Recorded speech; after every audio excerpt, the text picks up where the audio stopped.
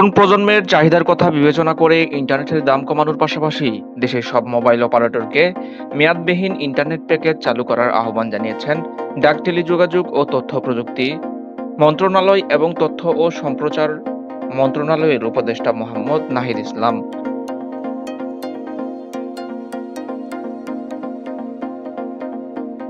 বুধবার 18 সেপ্টেম্বর ডাক ও টেলিযোগাযোগ বিভাগের অফিস কক্ষে বাংলালিংক প্রতিনিধি দলের সঙ্গে সাক্ষাৎকালে তিনি এ আহ্বান জানান।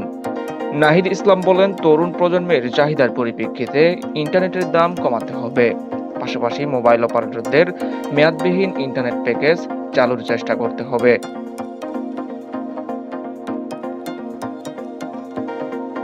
এ সময় বাংলালিংকের chief legal officer Zaharat Adib Chowdhury জনপ্রিয় অ্যাপ্লিকেশন ট্রফির ব্যবহারে বিভিন্ন বাধার কথা উল্লেখ করলে উপদেষ্টা বলেন, বিষয়টি খতিয়ে দেখা হবে। বৈঠকে আরো উপস্থিত ছিলেন বাংলালিংকের প্রধান নির্বাহী কর্মকর্তা এরিক এস, প্রধান কর্পোরেট ও নিয়ন্ত্রক কর্মকর্তা তাইমুর রহমান প্রমুখ।